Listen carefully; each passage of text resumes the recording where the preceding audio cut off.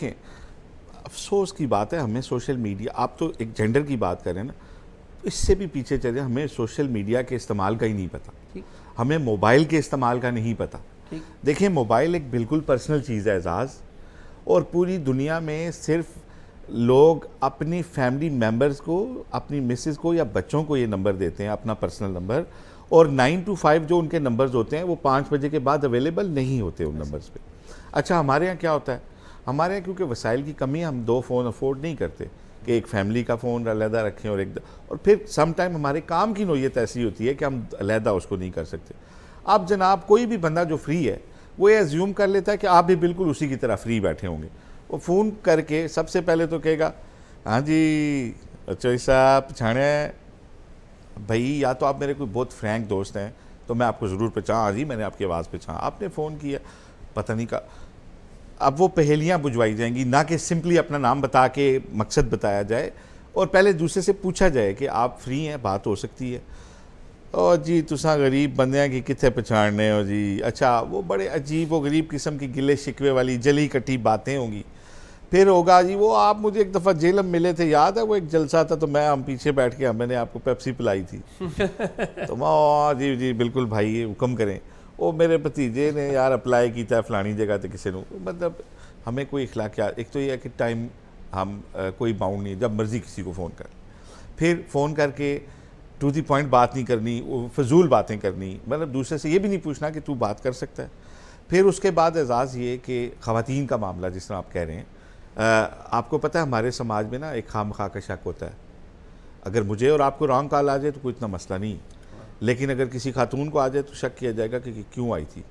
जैसे किसी की खुदा न खासा मंगनी टूटती है ना, तो लड़के पे कोई डेंट नहीं पड़ता, लेकिन लड़की की तो पूरी इंक्वायरी खुद, क्यों टूटी थी मंगनी, ये कोई मसला होगा तो टूटी थी। तो हमारे यहाँ औरत की जो एक वो है ना, वो बड़ी हसास होती है, उसकी एक साख और उसकी एक क्रेडिबिलिटी। अब मोबाइल के अलावा अब सोशल मीडिया आ गया, सोशल मीडिया पे जो बच्चियाँ एक्सपोज होती हैं वो अपने कोई प्रोग्राम्स डालती हैं, अपनी टिकटॉक्स डालती हैं। अब यहाँ पे बहुत सारा एक बुनियादी फ़र्क ये आ गया एजाज़ कि अमूमन इन बच्चियों को ना, हमारा अभी तक हम एक सेमी ट्राइबल समाज में रहते हैं और हम ये समझते हैं कि ये जो कोई ये सोशल मीडिया पे जो अपने कोई वीडियोस डालती हैं ना, ये तो मतलब अवेलेबल है हर बंदे को, ये बड़ी एक गलत सोच है। अच्छा, अगर किसी ने आपसे फ़ोन पे बात भी की है या आपसे बात करते हुए किसी ने स्माइल दे दी है, तो इसका ये कतई मतलब नहीं है कि वो फंस गई है, हंसी ते फंसी। ये एक लड़कों के, अच्छा लड़कों की तरबियत नहीं है, लड़कों की क्या तरबियत नहीं है, लड़कों की एक तो ये है कि बिल्कुल ना तो समाजी रवाबित के हवाले से उनकी तरबियत है बड़ों छोटों, और फिर सिनफ़े नाजुक से तो बिल्कुल भी नहीं है। इस पे बात करना जो है ना उसको जुर्म समझा जाता है, हालांकि ये साथज़ा की, वालदैन की, हम सब की, बड़ों की ज़िम्मेदारी है कि बच्चों को बताएं कि आपने किसी दूसरी जिन्स के से बात कैसे करनी है। ऐसा नहीं है कि वो हंसी तो फंसी या आप पीछे पड़ जाएंगे तो वो आपके एक दिन हो जाएगी, और ये कुछ बुनियादी नोयत की चीज़ें इन बच्चों की अपने दोस्तों से जो सीखी हुई हैं वो बिल्कुल गलत हैं, उनको ठीक करने की ज़रूरत है। वो कैसे ठीक होंगी कि जब उन्हें ठीक बात बड़े बताएंगे, अथेंटिक सोर्स से उन्हें पता चलेगा कि ये क्या चीज़ है और कैसे करनी है। उसके अलावा जो अब इस वाक़े के अंदर जो है कि जी वो लड़की उसका फ़ोन क्यों सुनती थी, या अगर वो बात फ़ोन सुनना तो मेरे नज़दीक कोई क्राइम नहीं है, और जितना ज़्यादा उस लड़के ने रिएक्ट किया है, मतलब वो भी कोई नफ्सियाती किसी एक लेवल पे चला गया, मतलब जान लेना या जान देना बड़े मुश्किल मरहले होते हैं। यकीनन वो किसी एक ऐसा अनबैलेंस सोच के तहत वो किसी नफ्सियाती उस स्टेट ऑफ माइंड में चला गया। और ये एजाज़ हमारे समाज में टिकटॉक के अलावा भी होता है कि आपने रिश्ता मांगा है, अगर रिश्ता नहीं हुआ, उस लड़की की कहीं और शादी हो रही है तो उस लड़की को कत्ल कर दिया जाता है। ये कई वाक़यात हुए हैं, उस लड़के को कत्ल कर दिया जाता है जिससे शादी हो रही है कि उससे क्यों हो रही है। और फिर ये तो बड़ा कॉमन था कि मेरी कज़न है तो बाहर कैसे भी आई जाएगी, मेरे से ही भी आई जाएगी। ये चीज़ें थोड़ा सा अब हमारी इसमें मेंबर मेहराब का भी एक रोल होना चाहिए, क्योंकि लोग सुनते हैं उलमा को, इसमें हमारे असातिज़ा कराम का एक रोल होना चाहिए, इसमें हमारी उन सेलिब्रिटीज़ का, हमारे फिल्म का, हमारे ड्रामे का एक रोल होना चाहिए कि इन लोगों को समाज के अंदर ये बताया जाए कि ये सारा आपके हकूक आपके जो हैं ये आपने खुद से बना ली। आसिफ, मैं तो ये कहता हूँ कि ये लोग जो है ना ज़हनी मरीज होते हैं।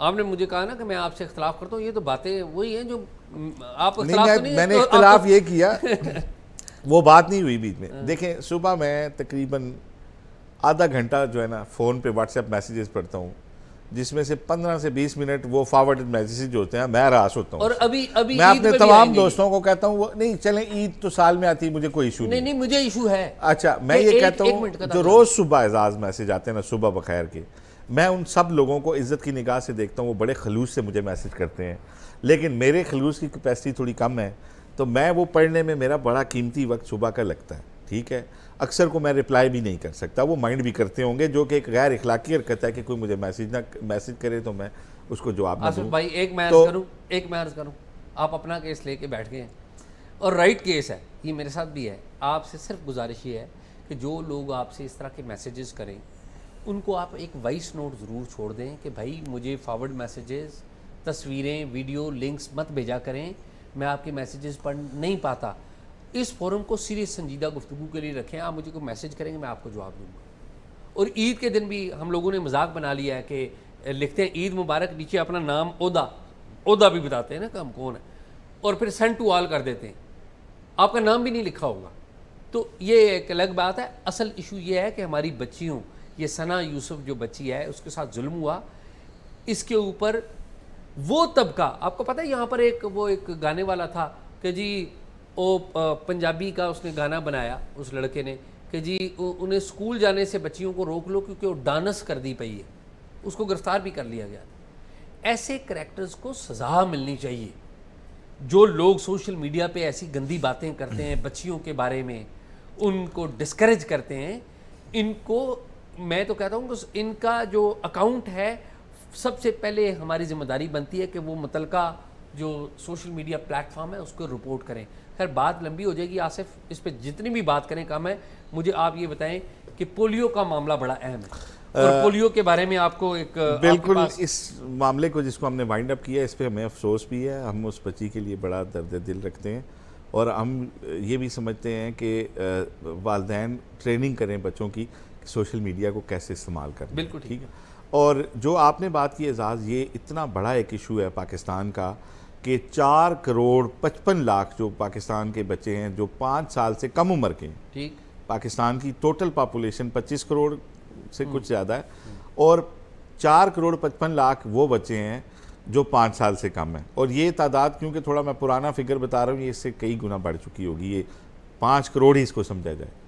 तो एजाज़ ये वो बच्चे हैं जो जिनको खुदा न खास्ता अगर पोलियो से मुतासिर हों तो माजूर हो सकते हैं, और पोलियो से माजूरी का सिर्फ एक इलाज है कि बचाओ। अगर कोई माजूर हो जाए तो दुनिया का कोई मुल्क, कोई अस्पताल उस बंदे को ठीक नहीं कर सकता। माजूरी डेफिनेटली होती है आपकी, वो डेफिनेटली पूरी ज़िंदगी वो बच्चा जो है वो माजूरी के साथ गुजारता है। और जो इस वक्त तशवीशनाक बात है, जो इस दफ़ा एक केस आया जिससे कोहराम मच गया है, वो ये हुआ है कि गिलगित बल्तिस्तान से एक केस रिपोर्ट हो गया जहाँ से कभी भी नहीं हुआ था, जहाँ पे पोलियो के कतरे पिलाने का इसमें कोई ममानियत नहीं थी। तो एजाज़ इससे पहले हमने कोई 85 से ज़्यादा अजला के नमूने जो चेक करवाए थे, उसमें पूरे पाकिस्तान में से 50 से ज़्यादा अजला में जो पोलियो वायरस के नमूने हमें मिले थे सेवरेज में। अच्छा, तो अब एजाज़ जंगी हालत है, आप समझ लें बैक टू स्क्वायर वन, आप वापस ज़ीरो पे आके खड़े हो गए हैं। पूरे पाकिस्तान के मेजॉरिटी अजला के अंदर पोलियो का वायरस मौजूद है और आपके बच्चों को खुदा न खास्ता हार्म कर सकता है अगर आप उन्हें पोलियो के कतरे नहीं पिलाते, हिफाजती टीके टाइम पे नहीं लगवाते। तो अब बच्चे को माजूरी से बचाने के दरमियान सिर्फ वालिदैन का एक फ़ैसला खड़ा है कि उसको वो कतरे पिलाने चाहिए या नहीं। अब हो क्या रहा है, पूरी दुनिया में सिर्फ 2 मुल्क हैं, अफ़गानिस्तान और पाकिस्तान। अफ्रीका के वो मुल्क जहाँ खाना भी नहीं है ना, वहाँ पर भी पोलियो ख़त्म हो चुका है। इसी तरह मैं आपको पहले बताऊँ, टीबी भी हमारे पास आज तक है। जी। अब हमें ख़तरा ये पैदा हो गया एजाज़, जो एक तरह से तो अच्छी बात है, लेकिन हमें कितना उसमें ख़तरा पैदा हो गया। अल्लाह करे कि अफ़गानिस्तान से भी ये ख़त्म हो जाए, लेकिन जितनी भरपूर कैंपेन तालिबान इस दफ़ा कर रहे हैं, हमें ये लग रहा है कि शायद पाकिस्तान आखिरी मुल्क बच जाएगा। ये सोच के होल उठता है कि और आपको पता है कि इंटरनेशनली इसकी जो फंडिंग थी वो अब बंद हो गई है। USAID के तहत जो हो रही थी वो उस पर बहुत बड़ा कट लग गया। आपका जो WHO है वो बहुत बड़े कट लगा रहा है क्योंकि US से पैसे नहीं आ रहे। तो एजाज़ खुदा ना खास्ता हम आखिरी मुल्क ना रह जाएं जिससे ये नासूर ख़त्म ना हो, तो इसका नतीजा क्या होगा, हमारे ऊपर बहुत बड़ी पाबंदियाँ